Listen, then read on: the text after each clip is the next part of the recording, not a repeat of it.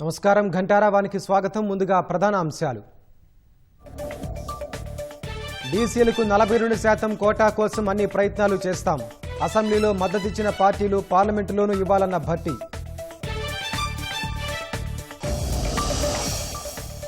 సంక్షేమ కార్యక్రమాల అమలులో కలెక్టర్లే రథసారథులు.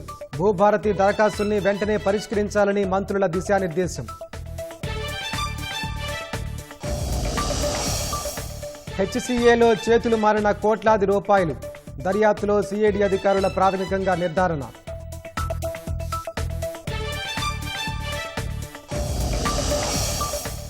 ధన్ఖడ్ రాజీనామాకు రాష్ట్రపతి ఆమోదం.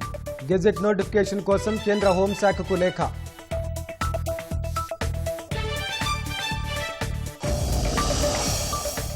విపక్షాల నిరసనలతో రెండో రోజు సాగని ఉభయ సభలు.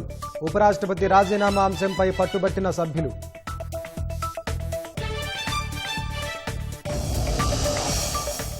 MiG-21 యుద్ధ విమానాలకు వీడ్కోలు పలకనున్న వాయుసేన. 62 ఏళ్ల పాటు సేవలందించిన ఫైటర్ జెట్లు.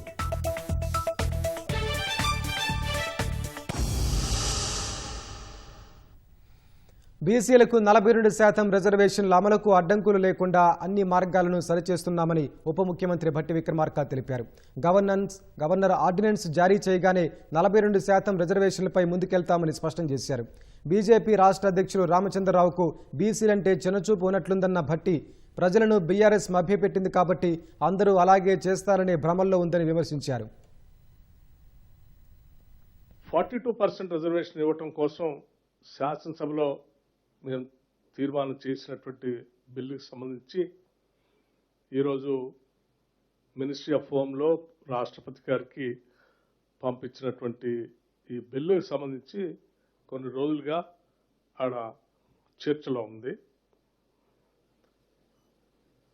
త్వరితగతిన దీనికి సంబంధించినటువంటి ఈ 42% రిజర్వేషన్ సంబంధించి ప్రస్తుతం లోక్సభ సమావేశాలు జరుగుతున్నాయి కాబట్టి లోక్సభలో ఉన్నటువంటి ప్రతిపక్ష నాయకులు శ్రీ రాహుల్ గాంధీ గారిని, రాజ్యసభలో ఉన్నటువంటి ప్రతిపక్ష నాయకులు శ్రీ మల్లికార్జున్ ఖర్గే గారిని, వారిరువురిని కూడా కలిసి వారిరువురి చేత మేము చేసినటువంటి ఈ సర్వేకి సంబంధించిన సమాచారం, దాని ఎంపిరికల్ డాటా కూడా ఇచ్చి మేము పంపించినటువంటి బిల్లుకు సంబంధించి త్వరితగతిన పార్లమెంటులో దీనిపైన అందరి నాయకుల యొక్క మద్దతు కూడగడుతూ దీన్ని అక్కడ పాస్ చేసే విధంగా ఈ రాష్ట్ర ముఖ్యమంత్రి రేవంత్ రెడ్డి గారి నాయకత్వంలో వారందరినీ కలవాలని నిర్ణయం చేయటం జరిగింది. రేవంత్ రెడ్డి గారు, నేను, కేబినెట్ సబ్ కమిటీకి సంబంధించిన సభ్యులు అందరం కూడా లోక్సభలో ఉన్నటువంటి మా నాయకత్వంతో పాటు దాదాపు 100 మంది లోక్సభ సభ్యులు కూడా కాంగ్రెస్ పార్టీకి సంబంధించినటువంటి వాళ్ళు. అట్లాగే గతంలో ఈ శాసనసభలో మేము ఈడ బిల్లు పెట్టినప్పుడు బీసీలకి 42% రిజర్వేషన్ స్థానిక సంస్థల్లో, ఎడ్యుకేషన్ ఇన్స్టిట్యూషన్స్లో పెట్టినప్పుడు మద్దతు ఇచ్చినటువంటి మిగతా రాజకీయ పార్టీలకు సంబంధించిన శాసనసభ్యులు ఉన్నారు. వారి పార్టీకి సంబంధించినటువంటి పార్లమెంట్ సభ్యులకు కూడా కలిసి మనం ఈ రకంగా అయితే శాసనసభలో ఏ రకంగా అయితే మద్దతు ఇచ్చేటట్టుగా మీ సభ్యులు చేశారో రేపు లోక్సభ, రాజ్యసభలో కూడా మీ పార్టీకి సంబంధించినటువంటి లోక్సభ సభ్యులు కానీ, రాజ్యసభ సభ్యులు కానీ ఈ బిల్లు ఇంట్రడ్యూస్ చేయడానికి, పాస్ కావటానికి త్వరితగతిన మీ అందరి సహకారం కూడా అవసరం. మీరందరూ కూడా దీంట్లో పెద్ద ఎత్తున ఒక ఇంట్రెస్ట్ తీసుకొని త్వరితగతిన దీన్ని పూర్తి చేయడం కోసం ప్రయత్నం చేయాలని చెప్పి వారందరినీ అడగటం కోసం ప్రయత్నం చేస్తూ ఉన్నాం. ఓబీసీలకు సంబంధించి 42% రిజర్వేషన్ ఇవ్వటం న్యాయమైనది, సహేతుకమైనది అని నమ్మి కలిసి వచ్చేటువంటి ప్రతి రాజకీయ పార్టీ సంబంధించినటువంటి నాయకుల్ని, అట్లాగే ఆ ఫ్లోర్ లీడర్స్ని అందరినీ కలుస్తాం. వారందరి మద్దతు కూడా కూడగట్టి దీన్ని వెంటనే పాస్ చేపించుకునే కార్యక్రమం సీరియస్గా చేపట్టాలని చెప్పి ఈ రాష్ట్ర ప్రభుత్వం చాలా కృతనిశ్చయంతో ఉందని మీ ద్వారా ఈ రాష్ట్ర ప్రజలకి ఆ రాజకీయ పార్టీ నాయకులు కూడా విజ్ఞప్తి చేస్తా ఉన్నాం. కాంగ్రెస్, బీజేపీ రెండు జాతీయ పార్టీలు బీసీల రిజర్వేషన్లు అమలు కాకుండా కుట్ర చేస్తున్నాయని ఎమ్మెల్సీ కల్వకుంట్ల కవిత ఆరోపించారు. రాష్ట్రంలో బీజేపీకి ఓట్లు రావని తెలిసే రిజర్వేషన్ల బిల్లును 9వ షెడ్యూల్లో చేర్చడం సాధ్యం కాదని రామచంద్రారావు చెబుతున్నారని దుయ్యబట్టారు. ఉత్తరాది రాష్ట్రాల్లో 50% పైగా రిజర్వేషన్లు అమలు చేస్తూ దక్షిణాది రాష్ట్రాల్లో న్యాయపరమైన సమస్యలంటూ దాటవేస్తున్నారని మండిపడ్డారు. ఇప్పటికీ 50 సార్లకు పైగా ఢిల్లీకెళ్లిన సీఎం రేవంత్ రెడ్డి సైతం ప్రధానిపై ఒత్తిడి తీసుకురావట్లేదని ఆరోపించారు. బీజేపీ రాష్ట్ర అధ్యక్షులు చేసినటువంటి స్టేట్మెంట్ అయినా, బీజేపీ ఎంపీలు, కేంద్ర మంత్రులు మాట్లాడుతున్నటువంటి అంశాలను చూసినా కూడా చాలా బాధాకరంగా ఉన్నది. ఇక్కడ బిల్లు 2 అసెంబ్లీలో, కౌన్సిల్లో పాస్ చేసి పంపిస్తే రాష్ట్రపతి గారి దగ్గర పెండింగ్ పెట్టుకొని పంపకుండా మేము ఇయ్యము అని చెప్పి దానికి మతపరమైనటువంటి రంగు పులిమేటటువంటి ప్రయత్నం బీజేపీ చేస్తున్నది. దీన్ని నేను తీవ్రంగా ఖండిస్తా ఉన్నాను. మరి ఇన్నిసార్లు ఢిల్లీకి పోయేస్తున్న ముఖ్యమంత్రి గారు ఇప్పటి వరకు కూడా ఒక్కసారి కూడా ప్రధానమంత్రి గారి మీద ఒత్తిడి తీసుకొచ్చేటటువంటి ప్రయత్నం చేయలేదు. బీసీలు పార్టీ పరంగా రిజర్వేషన్లు కోరుకుంటలేరు. మహిళలు కానీ బీసీలు కానీ పార్టీ పరంగా రిజర్వేషన్ ఇస్తే అన్యాయం వారికి జరుగుతుందని మాకు తెలుసు. కాబట్టి రిజర్వేషన్లు కోరుకునేది చట్టబద్ధంగా, రాజ్యాంగబద్ధంగా కోరుకుంటున్నాము. ప్రభుత్వం ప్రతిష్టాత్మకంగా చేపట్టిన అభివృద్ధి సంక్షేమ కార్యక్రమాల అమలులో జిల్లా కలెక్టర్లు కీలకంగా వ్యవహరించాలని మంత్రులు ఆదేశించారు. ఇందిరమ్మ ఇళ్లు, భూభారతి, గురుకులాల్లో వసతులు, వన మహోత్సవం, మహాలక్ష్మి పథకంపై మంత్రులు పొంగులేటి శ్రీనివాసరెడ్డి, పొన్నం ప్రభాకర్, కొండా సురేఖ, అడ్లూరి లక్ష్మణ్ కుమార్ కలెక్టర్లతో వీడియో కాన్ఫరెన్స్ నిర్వహించారు. సంక్షేమ అభివృద్ధి ఫలాలు అర్హులకు చేర్చే బాధ్యత కలెక్టర్లదేనని మంత్రులు స్పష్టం చేశారు. ఆర్టీసీ బస్సుల్లో ఉచిత ప్రయాణం చేసిన మహిళల సంఖ్య 200 కోట్లకు చేరినందున 97 బస్సు డిపోలు, 321 బస్ స్టేషన్లలో వేడుకలను నిర్వహించాలని మంత్రులు సూచించారు. వారంలో ఒకరోజు సంక్షేమ హాస్టళ్లలో అధికారులు బస చేయాలని, తరచుగా ఆకస్మిక తనిఖీలు చేసి భోజనం నాణ్యత, వసతులు పరిశీలించాలని ఆదేశించారు. కోడిగుడ్ల పంపిణీకి సంబంధించిన టెండర్ల ప్రక్రియ వేగంగా పూర్తి చేయాలన్నారు. ఇందిరమ్మ ఇళ్ల నిర్మాణం త్వరగా పూర్తి చేయాలని స్పష్టం చేశారు. భూభారతి దరఖాస్తులను వెంటనే పరిష్కరించాలని కలెక్టర్లను ఆదేశించారు. వన మహోత్సవం కార్యక్రమంలో విస్తృతంగా మొక్కలు నాటాలని మంత్రులు సూచించారు. 10 ఏళ్ల తర్వాత రాష్ట్ర వ్యాప్తంగా రేషన్ కార్డులు ఇస్తున్నామని, కొత్తగా పంపిణీకి 43,000 రేషన్ కార్డులు సిద్ధంగా ఉన్నాయని మంత్రి పొన్నం ప్రభాకర్ అన్నారు. హైదరాబాద్ జిల్లా కలెక్టరేట్లో నూతన రేషన్ కార్డుల పంపిణీ, సీజనల్ వ్యాధులను అరికట్టడంపై తీసుకోవాల్సిన చర్యలపై మంత్రి పొన్నం ప్రభాకర్ అధికారులతో సమీక్షా సమావేశం నిర్వహించారు. రేషన్ కార్డులో పేర్లు లేని వారిని నమోదు చేస్తున్నామని, మరో 2,31,000 యూనిట్లు కొత్తగా వస్తున్నాయని మంత్రి తెలిపారు. పెండింగ్లో ఉన్న 1,00,000 అప్లికేషన్ వెరిఫికేషన్ జరుపుతామని తెలిపారు. హైదరాబాద్ జిల్లాలో ఎంపిక ప్రక్రియ ఆలస్యంగా జరుగుతుందని, ఇక్కడ జరిగే ప్రక్రియపైనే రాష్ట్రంలో సానుకూల దృక్పథం ఉంటుందని పేర్కొన్నారు. జాప్యం చేయకుండా పనిచేయాలని అధికారులకు ఆదేశించిన మంత్రి సివిల్ సప్లై, రెవెన్యూ, జీహెచ్ఎంసీలు సమన్వయం చేసుకోవాలన్నారు. వెరిఫికేషన్ పూర్తి చేసి అర్హులను మాత్రమే గుర్తించాలని సూచించారు. ఫోన్ ట్యాపింగ్ కేసును సీబీఐకి అప్పగించాలని బీఆర్ఎస్ నేత ఆర్ఎస్ ప్రవీణ్ కుమార్ డిమాండ్ చేశారు. సిట్ విచారణ పారదర్శకంగా నడుస్తుందన్న నమ్మకం లేదని ఆరోపించారు. ఇదే విషయంపై గవర్నర్ను కోరతామని, హైకోర్టుకు సైతం నివేదిస్తామని చెప్పారు. బీఆర్ఎస్ కీలక నేతలు, మంత్రుల ఫోన్లను సీఎం రేవంత్ రెడ్డి ట్యాప్ చేయిస్తున్నారని ఆరోపించారు.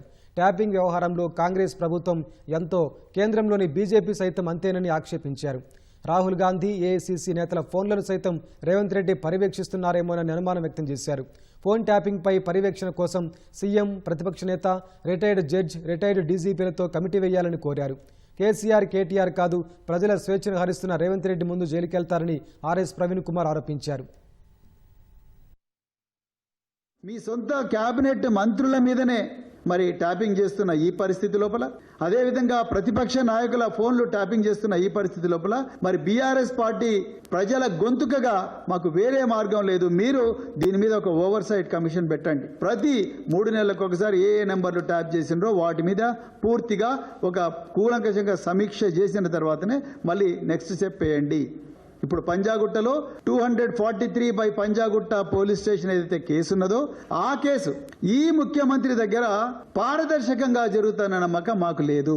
ఈ సిట్టు మీద అసలే నమ్మకాలు లేవు. నేను ఇంతకుముందే చెప్పిన సిట్టు రేపేం చేయబోతున్నదన్నది సిట్టు అధికారులు ఎవరు చెప్పరు. Commissioner of police CV Anand గారు చెప్పరు, లేకపోతే డీజీపీ డాక్టర్ జితేందర్ గారు చెప్పరు. కానీ ఒక ప్రముఖ దినపత్రికలో మాత్రం రన్నింగ్ కామెంటరీ లాగా రేపు జరగబోయే విషయం కూడా ఈ రోజే తెలుస్తా ఉన్నది. స్థానిక సంస్థల ఎన్నికలు ఎప్పుడు జరిగినా 80% స్థానాలు బీఆర్ఎస్ పార్టీనే కైవసం చేసుకుంటుందని మాజీ మంత్రి ఎర్రబెల్లి దయాకర్రావు విశ్వాసం వ్యక్తం చేశారు. వరంగల్ జిల్లా రాయపర్తిలో నిర్వహించిన స్థానిక సంస్థల సన్నద్ధత సమీక్షలో పాల్గొన్న ఎర్రబెల్లి ఇతర పార్టీలకు చెందిన 50 మంది కార్యకర్తలను బీఆర్ఎస్ పార్టీలోకి కండువా కప్పి ఆహ్వానించారు. కాంగ్రెస్ ప్రభుత్వం అమలు కాని హామీలు ఇచ్చి మోసం చేసిందని ఆరోపించారు. ఇచ్చిన హామీలను నెరవేర్చడంలో ప్రభుత్వం విఫలమైందని విమర్శించారు. వన్ సైడ్ ఎన్నికలయ్యా 80 నుంచి 100 సీట్లు వస్తుంది, దయాకర్రావు కళ్ళు మూసుకొని గెలుస్తున్నాం అని కూడా చాలా మంది కూడా చెప్పడం జరుగుతుంది. ఈ ఎన్నికల లోపల ఎంపీటీసీ సర్పంచ్ ఎన్నికలు చాలా ఇంపార్టెంట్. మన అధికారం లేకుండా ఎంపీటీసీ మన చేతిలో ఉన్నాడనుకోండి, సర్పంచ్ మన చేతిలో ఉన్నాడనుకోండి, ప్రభుత్వం ఏ స్కీమ్ పెట్టినా ఆ సర్పంచ్ సంతకం పెట్టకపోతే, ఎంపీటీ సంతకం పెట్టకపోతే మంజూరు కావు. కాబట్టి మన పార్టీ వాళ్ళని గెలిపించుకుంటే మన చుట్టూ కాంగ్రెస్ వాళ్ళు తిరిగే పరిస్థితి వస్తుందని కూడా ఈ సందర్భంగా మీరు గుర్తుపెట్టుకోవాలి. పేదల సొంతింటి కళ కాంగ్రెస్ హయాంలో సాకారమైందని ఎమ్మెల్యే బేర్ల ఐలయ్య అన్నారు. యాదాద్రి భువనగిరి జిల్లా మోటకొండూరులో పర్యటించారు. పలు అభివృద్ధి పనులకు శంకుస్థాపన చేశారు. కదిరేనిగూడెంలోని ఇందిరమ్మ ఇంటికి గృహప్రవేశం చేశారు. లక్ష్మీ అశోక్ దంపతులకు పట్టు వస్త్రాలు పెట్టారు. గత కొన్నేళ్లుగా ఇల్లు కట్టుకోలేని స్థితిలో ఉన్నామని, కాంగ్రెస్ ప్రజాపాలన ప్రభుత్వంలో ఇందిరమ్మ ఇల్లు రావడంతో చాలా సంతోషంగా ఉందని ముఖ్యమంత్రి రేవంత్ రెడ్డి బేర్ల ఐలయ్యకు లబ్ధిదారులు ప్రత్యేక కృతజ్ఞతలు తెలిపారు. లక్ష్మీ అశోక్ దంపతులు త్వరితగతిన ఇందిరమ్మ ఇల్లు పూర్తి చేసుకున్నారు. వాళ్ళ సంతోషానికి అవధులు లేవు. నిజంగా కూడా లక్ష్మీ అశోక్ చెప్తుంటే గత 10 ఏళ్లుగా మాకు సొంత ఇల్లు లేదు, ప్రజాప్రభుత్వం గౌరవ ముఖ్యమంత్రి రేవంత్ రెడ్డి గారి నాయకత్వాన మాకు ఇల్లు ఇస్తే మేమే స్వయంగా దగ్గరుండి మాకు నచ్చినట్టుగా ఇల్లు కట్టుకున్నాం. 5 లక్షలతో పూర్తి చేసుకున్నాం. ఇదే రీతిలో ఇదే పద్ధతిలో అందరూ కూడా తల్లి సోనియమ్మ ఆశీర్వాదంతో ఈ గౌరవ ముఖ్యమంత్రి రేవంత్ రెడ్డి గారి నాయకత్వాన సొంత ఇంటి కళ నెరవేర్చుకోవాలి. హైదరాబాద్ క్రికెట్ అసోసియేషన్లో అక్రమాల కేసులో నిందితులకు సిఐడి కస్టడీ ముగిసింది. నిందితుల నుంచి అధికారాలు కీలక విషయాలను రాబట్టినట్లు తెలుస్తోంది. ఫోర్జరీ, నిధుల దుర్వినియోగం, టెండర్లలో అక్రమాలు వంటి అనేక ఆరోపణలపై సిఐడి అధికారులు లోతుగా విచారించారు. హెచ్సిఏ ఎన్నికల్లో జరిగిన అవకతవకలపైన దృష్టి సారించినట్లు సమాచారం. హెచ్సిఏకు సంబంధించిన అధికార పత్రాలు, రికార్డులను సిఐడి పరిశీలించింది. ఎవరు ఫోర్జరీకి పాల్పడ్డారు, ఎవరు ఆదేశాల మేరకు జరిగిందనే విషయాలపై ఆరా తీశారు. నిధుల మళ్లింపుపైన దృష్టి పెట్టిన దర్యాప్తు బృందం కోట్లాది రూపాయలు అక్రమంగా చేతులు మారినట్లు ప్రాథమికంగా గుర్తించినట్లు సమాచారం. ఉప్పల్ క్రికెట్ స్టేడియం నిర్వహణ, మరమ్మతులు, ఇతర అభివృద్ధి పనులకు సంబంధించిన టెండర్ల కేటాయింపులో అక్రమాలపైన విచారించింది. హెచ్సిఏ ఎన్నికల్లోనూ అక్రమాలు జరిగాయన్న ఆరోపణలపైన దృష్టి పెట్టారు. అనర్హులకు ఓటు హక్కు, ఓట్ల లెక్కింపులు అవకతవకలపై నిందితుల నుంచి వివరాలు రాబట్టేందుకు యత్నించినట్లు తెలుస్తోంది. కస్టడీ అనంతరం నిందితులకు గాంధీ ఆసుపత్రిలో వైద్య పరీక్షలు నిర్వహించారు. అనంతరం 5 నిందితులను మల్కాజ్గిరి జిల్లా కోర్టులో హాజరుపరిచి చర్లపల్లి కారాగారానికి తరలించనున్నారు. కేసులో A2గా ఉన్న సెక్రటరీ దేవరాజ్ ఇంకా పరారీలోనే ఉండగా సిఐడి బృందాలు గాలిస్తున్నాయి. ఉపరాష్ట్రపతి జగదీప్ ధన్కడ్ రాజీనామాను రాష్ట్రపతి ద్రౌపది ముర్ము ఆమోదించారు. ఈ మేరకు రాష్ట్ర భవన్ ఓ ప్రకటన విడుదల చేసింది. గెజిట్ నోటిఫికేషన్ జారీ చేసేందుకు వీలుగా రాష్ట్రపతి భవన్ ఉపరాష్ట్రపతి రాజీనామా లేఖను కేంద్ర హోంశాఖకు పంపింది. అనంతరం గెజిట్ నోటిఫికేషన్ విడుదల చేసిన కేంద్ర హోంశాఖ కార్యదర్శి ఉపరాష్ట్రపతి రాజీనామా అంశాన్ని రాజ్యసభకు సమాచారం ఇచ్చారు. ఉపరాష్ట్రపతి ధన్కడ్ నిన్న అనూహ్యంగా రాజీనామా చేశారు. ఆరోగ్య కారణాలతో రాజీనామా చేస్తున్నట్లు రాష్ట్రపతికి పంపిన లేఖలో ఆయన పేర్కొన్నారు. వైద్యుల సూచన మేరకు ఆరోగ్యానికి ప్రాధాన్యం ఇస్తూ ఉపరాష్ట్రపతి పదవి నుంచి తప్పుకోవాలని నిర్ణయం తీసుకున్నట్లు చెప్పారు. మరోవైపు ఉపరాష్ట్రపతి జగదీప్ ధన్కడ్ రాజీనామాపై ప్రధాని మోదీ స్పందించారు. ఆయన ఉపరాష్ట్రపతి సహా అనేక హోదాల్లో దేశానికి సేవలందించారని కొనియాడారు. జగదీప్ ధన్కడ్ ఆయురారోగ్యాలతో జీవించాలని ప్రధాని మోదీ ఆకాంక్షించారు. ఉపరాష్ట్రపతిగా జగదీప్ ధన్కడ్ రాజీనామా చేసిన నేపథ్యంలో రాష్ట్రపతి ద్రౌపది ముర్ముతో రాజ్యసభ డిప్యూటీ చైర్మన్ హరివంశ్ సమావేశమయ్యారు. రాష్ట్రపతి భవన్లో హరివంశ్తో ముర్ము భేటీ అయ్యారు. ఈ మేరకు రాష్ట్రపతి కార్యాలయం ఎక్స్ వేదికగా వెల్లడించింది. ధన్ఖడ్ రాజీనామా చేసిన రోజు వ్యవధిలోనే వీరు సమావేశం కావడం ప్రాధాన్యం సంతరించుకుంది.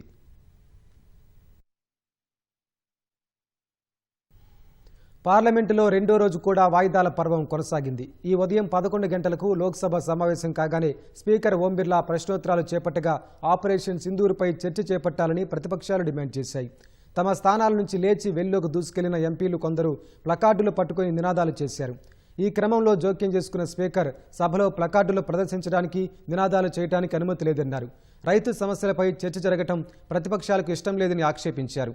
అయినా ప్రతిపక్ష ఎంపీలు ఆందోళన విరమించకపోవడంతో తొలుత సభను మధ్యాహ్నం 12 గంటల వరకు, ఆ తర్వాత మధ్యాహ్నం 2 గంటల వరకు వాయిదా వేశారు. ఆ తర్వాత మళ్లీ సమావేశమైన పరిస్థితిలో ఎలాంటి మార్పు లేకపోవడంతో లోక్సభను రేపటికి వాయిదా వేశారు. అటు రాజ్యసభలోనూ ఇదే పరిస్థితి కొనసాగింది. ఉదయం 11 గంటలకు సభ సమావేశం కాగానే బీహార్ ఓటరు సవరణపై ప్రతిపక్షాలు ఇచ్చిన వాయిదా తీర్మానాన్ని డిప్యూటీ చైర్మన్ హరివంశ్ తిరస్కరించారు. దీంతో ప్రతిపక్ష ఎంపీలు వెల్లోకి దూసుకెళ్లి నినాదాలు చేశారు. సభా కార్యక్రమాలకు సహకరించాలని డిప్యూటీ చైర్మన్ పలుమార్లు విజ్ఞప్తి చేసినా వారు శాంతించలేదు. దీంతో తొలుత మధ్యాహ్నం 12 గంటలు, తర్వాత మధ్యాహ్నం 2 గంటల వరకు రాజ్యసభను వాయిదా వేశారు. ఆ తర్వాత మళ్లీ సమావేశమైన విపక్షాలు ఆందోళన వీడకపోవడంతో డిప్యూటీ చైర్మన్ రాజ్యసభను రేపటికి వాయిదా వేశారు.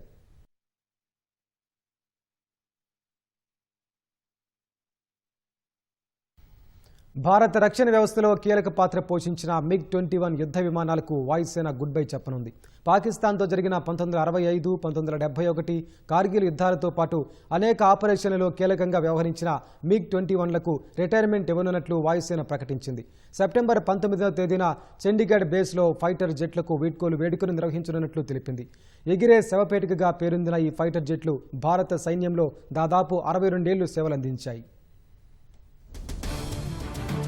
గత 6 దశాబ్దాలుగా భారత వాయుసేనకు వెన్నుముకగా నిలిచిన యుద్ధ విమానాలు MiG-21కు శుభం కార్డు పడనుంది. తరచుగా ప్రమాదాలకు గురవుతున్న MiG-21లకు రిటైర్మెంట్ ఇవ్వనున్నట్లు భారత వాయుసేన IAF ప్రకటించింది. నాటి 1965, 1971 కార్గిల్ యుద్ధాల నుంచి ఇటీవల జరిగిన ఆపరేషన్ సింధూర్ వరకు కీలక పాత్ర పోషించిన వీటికి సెలవు ప్రకటించారు. సెప్టెంబర్ 19వ తేదీన చండీగఢ్ బేస్లో ఈ ఫైటర్ జెట్లకు వీడ్కోలు వేడుకను నిర్వహించనున్నారు. ఇక్కడే MiG-21ల 23వ స్క్వాడ్రన్ పాంథర్స్ ఉంది. భారత సైన్యంలో దాదాపు 62 ఏళ్లు సేవలందించిన ఈ ఫైటర్ జెట్ అధికారికంగా రిటైర్ కానుంది. వీటి స్థానాన్ని దేశీయంగా తయారు చేసిన తేలికపాటి యుద్ధ విమానం తేజస్ MK-1Aతో భర్తీ చేయనున్నట్లు తెలుస్తోంది.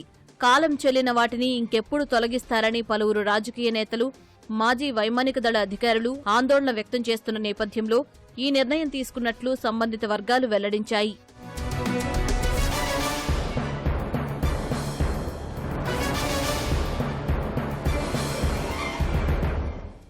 1963లో వాయుసేనలో MiG-21 ఫైటర్ జెట్లు చేరగా ప్రస్తుతం 31 విమానాలు సేవలు అందిస్తున్నాయి. ఇప్పటి వరకు దాదాపు 850కు పైగా మిగ్లు వాయుసేనలో వివిధ దశల్లో సేవలు అందించాయి. వీటిల్లో సుమారు 600 విమానాలను దేశీయంగా హిందుస్థాన్ ఏరోనాటిక్స్ లిమిటెడ్ తయారు చేసింది. MiG-21 యుద్ధ విమానాలు అనేక ఆపరేషన్లలో పాల్గొన్నాయి. భారత వాయుసేనలో చేరిన తొలి సూపర్సోనిక్ ఫైటర్ జెట్లుగా MiG-21లు నిలిచాయి.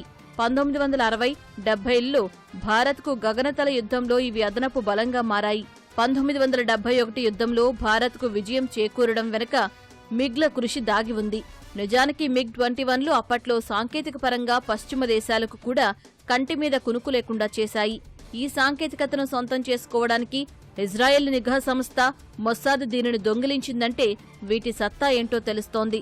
గాల్లో చురుగ్గా కదలడం, అత్యధిక వేగాన్ని అందుకోవడం వీటి ప్రత్యేకతలు.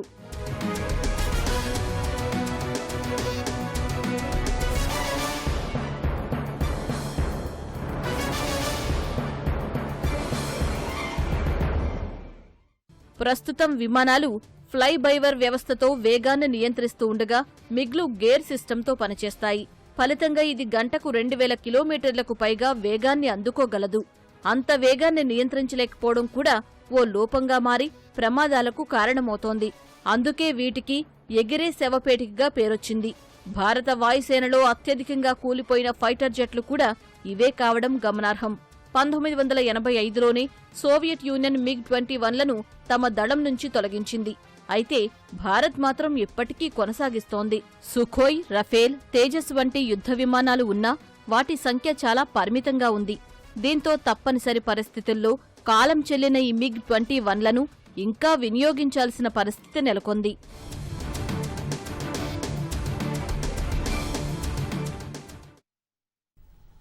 భారత సైన్యం అమ్ముల పొదిలో సరికొత్త అస్త్రాలు చేరాయి. అమెరికాకు చెందిన అత్యాధునిక AH-64E అపాచీ హెలికాప్టర్లు భారత్కు చేరుకున్నాయి. తొలి విడతలో భాగంగా 3 అపాచీ హెలికాప్టర్లు ఉత్తరప్రదేశ్లోని హిండన్ ఎయిర్ బేస్కు చేరుకున్నాయి. మొత్తం ప్రక్రియ పూర్తయిన తర్వాత వీటిని రాజస్థాన్లోని జోధ్పూర్ స్థావరంలో మోహరించనున్నారు. ప్రపంచంలోనే అత్యంత శక్తివంతమైన అపాచీ హెలికాప్టర్లు భారత సైన్యం అమ్ముల పొదిలో చేరాయి. అమెరికా నుంచి రావాల్సిన అత్యాధునిక AH-64E అపాచీ హెలికాప్టర్లు ఇవాళ వాయుసేనకు అందాయి. తొలి విడతలో భాగంగా 3 అపాచీ హెలికాప్టర్లు ఉత్తరప్రదేశ్లోని హిండన్ ఎయిర్ బేస్కు చేరుకున్నాయి. యుఎస్ అంతరిక్ష సంస్థ బోయింగ్ అమెరికా నుంచి రవాణా విమానంలో వీటిని భారత్కు చేర్చింది. ఈ హెలికాప్టర్లను దేశ పశ్చిమ సరిహద్దులకు చేరువలోని రాజస్థాన్లోని జోధ్పూర్లో మోహరించనున్నారు. అపాచీ హెలికాప్టర్ల రాక ఇప్పటికే 15 నెలలు ఆలస్యం కాగా ఈ ఏడాది చివరిలోగా మరో 3 రానున్నాయి. గగనతలం నుంచి శత్రు మూకపై ఉరుములేని పిడుగులా నిప్పులు కురిపించే ఈ హెలికాప్టర్ల చేరికతో భారత రక్షణ వ్యవస్థ మరింత బలోపేతం కానుంది.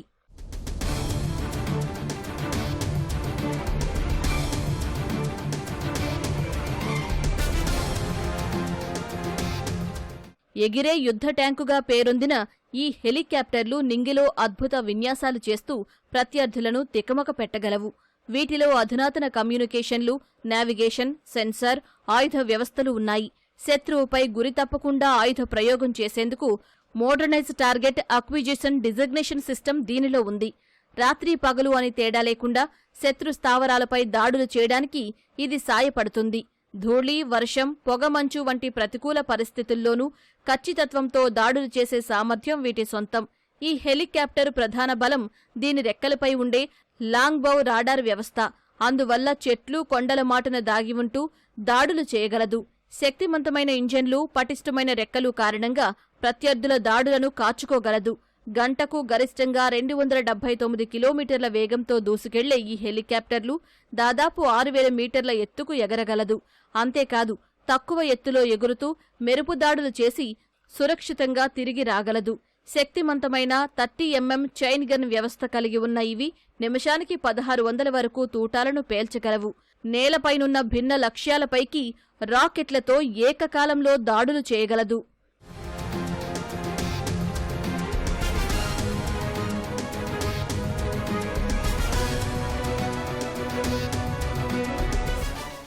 భారత వైమానిక దళం వద్ద ఇప్పటికే 22 అపాచీ హెలికాప్టర్లు ఉన్నాయి.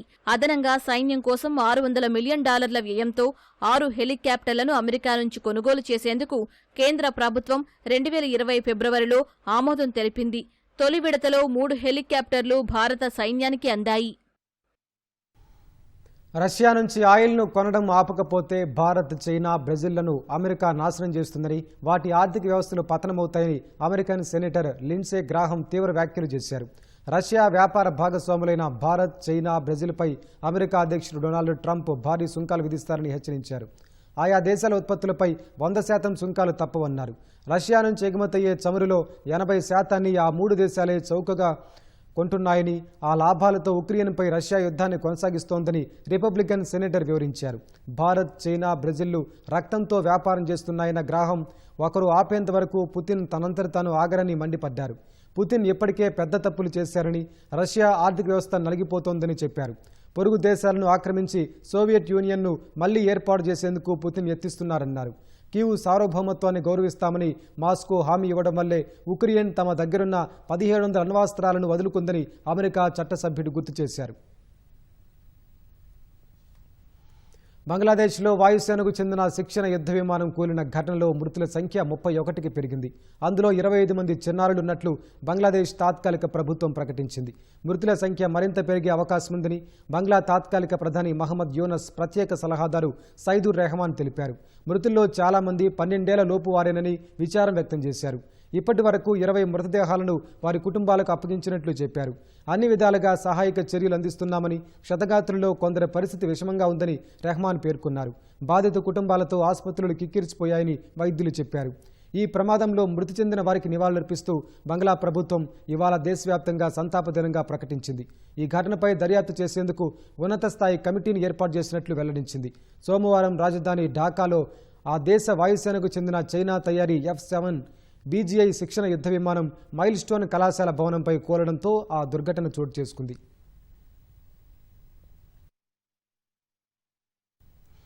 వివిధ దేశాలకు అనుకూలంగా వ్యతిరేకంగా అసత్య ప్రచారాలు చేస్తున్నాయని ఆరోపిస్తూ గూగుల్ ఈ ఏడాది రెండో త్రైమాసికంలో 11,000 యూట్యూబ్ ఛానళ్లను తొలగించింది. అందులో చైనాకు చెందినవే 7,700 యూట్యూబ్ ఛానళ్లు ఉన్నాయి. భారత్లో పీపుల్స్ రిపబ్లిక్ ఆఫ్ చైనా పార్టీకి అనుకూల ప్రచారం, అధ్యక్షుడు జిన్పింగ్కు ప్రశంసించడం, అమెరికా విదేశాంగ విధానంపై విమర్శలతో కూడిన కంటెంట్ పోస్ట్ చేస్తున్నట్లు గూగుల్ ఆరోపించింది. రష్యాకు చెందిన 2,000కు పైగా యూట్యూబ్ ఛానళ్లు, ఇతర వెబ్సైట్లను తొలగించినట్లు వెల్లడించింది. ఉక్రెయిన్, నాటో, పాశ్చాత్య దేశాలను విమర్శించడంతో పాటు రష్యాకు మద్దతుగా సందేశాలు వ్యాప్తి చేస్తున్నాయని పేర్కొంది. రష్యాలోని పలు సంస్థలకు ఆ ఛానళ్లతో సంబంధం ఉన్నట్లు తెలిపింది. మే నెలలో రష్యా ప్రభుత్వ నియంత్రణలోని 20 యూట్యూబ్ ఛానళ్లు, 4 అడ్వర్టైజ్మెంట్ ఖాతాలను, ఓ బ్లాగ్ను తొలగించింది. ఇంకా Iran, Turkiye, Israel, Romania, Azerbaijan, ఘానాకు చెందిన యూట్యూబ్ ఛానళ్లను తొలగించినట్లు గూగుల్ తెలిపింది. రాజకీయ ప్రత్యర్థులు టార్గెట్గా ఇజ్రాయెల్ పాలస్తీనా సంక్షోభం, అంతర్గత ఎన్నికల అంశాలపై శాంతి భద్రతలకు విఘాతం కలిగించేలా, మత విద్వేషాలు రెచ్చగొట్టేలా అసత్య వార్తలు ప్రసారం చేస్తున్నందునే ఈ చర్యలు చేపట్టినట్లు గూగుల్ పేర్కొంది. ఎవరైనా ఆలయానికి వెళ్తే కొబ్బరికాయలో, పూలో, పండ్లో సమర్పిస్తారు. కానీ ఓ ఆలయంలో మాత్రం దేవుడికి చెప్పులు సమర్పిస్తున్నారు. అదేంటి? మనం ఆలయానికి వెళ్తేనే చెప్పులు వేసుకెళ్ళం, ఒకవేళ వెళ్ళినా ఆలయం బయటే తీసేస్తాం. మరి గుడిలోకి చెప్పులు తీసుకెళ్లడం ఏంటి అన్న సందేహం కలుగుతుంది కదూ.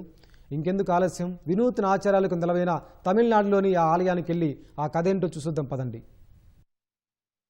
తిరునల్వేలిలోని సొరిముత్తు అయ్యన్నార్ ఆలయంలో దేవుడికి చెప్పులను బహుకరించే ప్రత్యేక ఆచారం కొనసాగుతోంది. తమను రక్షించే పట్టవరయాన్ అనే దేవుడికి భక్తులు చెప్పులు సమర్పిస్తారు. అయ్యన్నార్ను పూజించడం తమిళ సినిమాల్లో, ముఖ్యంగా హర్రర్ చిత్రాల్లో చాలా ఎక్కువగా చూస్తాం. ఆ అయ్యన్నార్కు ఈ పట్టవరయాన్ సహచరుడిగా ఉంటాడు. శివుడు, విష్ణువు అవతారమైన మోహిని సంతానంగా చెప్పే పట్టవరయాన్ చెప్పులు లేకుండా అడవుల్లో సంచరిస్తూ గ్రామాలను రక్షించాడని తమిళుల విశ్వాసం. అందుకే ఆయనకు చెప్పులు సమర్పిస్తారు. అలా చేయడం వల్ల కాళ్ళు, పాదాల నొప్పులు తగ్గిపోతాయని భక్తులు చెబుతున్నారు. பரம்பரையாக நூற்றாண்டு காலமாக சைவ படைப்பு இந்த பக்கம் பாலத்துக்கு இந்த பக்கம் அசைவ படைப்பு பற்றவருக்கு நடத்துவாங்க. நேர்த்திக்கடனாக கடா வெட்டுதல், பொங்கலிடுதல் எல்லா வேண்டுதலும் இங்கே நிறைவேற்றப்படும். முக்கியமாக இந்த காளானி கைகால் வலிக்காண்டி நேர்த்திக்கடன் இவர் குணமாக்குவார். பட்டவராயர் வந்து அந்த இதை காளானி குணமாக்குவார். கைகால் வலி வேண்டுதலுக்காண்டி வேண்டி செலுத்தி இந்த செப்பல்களை கட்டிவிட்டு போவார்கள். செருப்பு வந்து காலாணி, கால்வலி, கால்நீர் சம்மந்தப்பட்டது. கால்நீர் வலி ஐயா நடந்து போகிறது வந்து சொல்லுவாங்க. நைட்டு இரவில் வந்து வேட்டைக்கு போவாப்புல. அந்த செருப்பு வந்து அந்த சாணி இருக்கும், பாதம் இருக்கும். కలక్కాడ్, ముద్దంతురాయి టైగర్ రిజర్వ్ మధ్యలో ఈ ఆలయం ఉంది. స్థానికులతో పాటు కాలనొప్పులతో బాధపడేవారు ఇక్కడకు వస్తుంటారు.